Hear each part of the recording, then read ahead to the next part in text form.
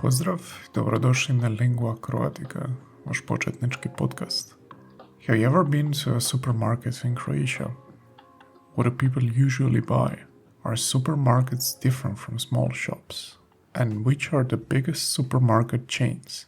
Stay with me to find out. Danas pričamo o supermarketima. U Hrvatskoj postoje različite trgovine gdje možete kupiti hranu i druge potrepštine. Neki ljudi kupuju u malim dućanima, ali mnogi odlaze u velike supermarkete. U supermarketima možete kupiti sve što vam treba na jednom mjestu. Voće, povrće, meso, mlijeko, kruh, tjesteninu, grickalice i još mnogo toga. Osim hrane, u supermarketima se prodaju proizvodi za čišćenje, kozmetika i ponekad odjeća ili kućni aparati. Najveći supermarketi u Hrvatskoj su Konzum, Lidl, Spar, Kaufland i Plodina. Konzum je hrvatski lanac supermarketa i vrlo je popularan.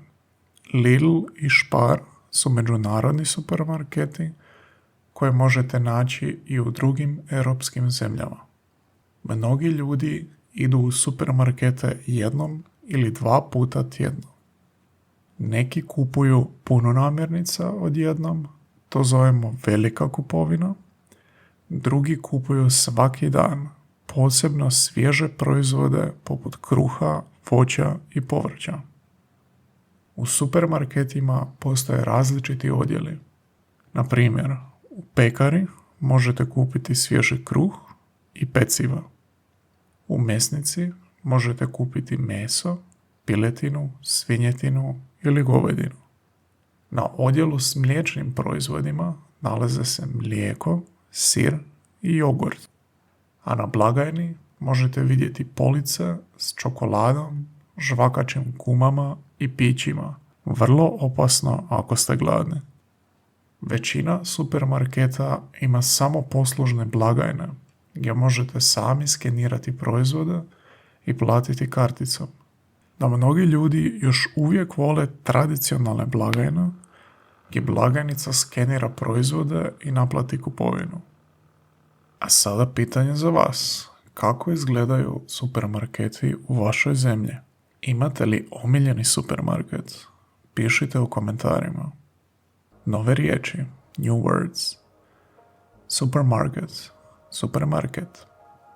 Shop, trgovina ili dućan. Cash register, blagajna.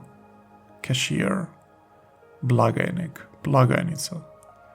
Shopping cart, kolica za kupovinu. Basket, košara. Groceries, namirnice.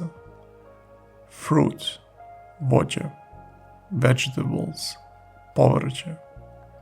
Bread, kruh. Meat, meso. Milk, mlijeko. Cheese, sir. Self-checkout, samoposlužna blagajna. Receipt, račun. Don't forget to give this video a thumbs up, and if you like this podcast, make sure to subscribe for more episodes in the future. If you want to support me, feel free to visit my Patreon website or buy me a coffee. Doviđenja i čujemo se u sljedećoj epizodi.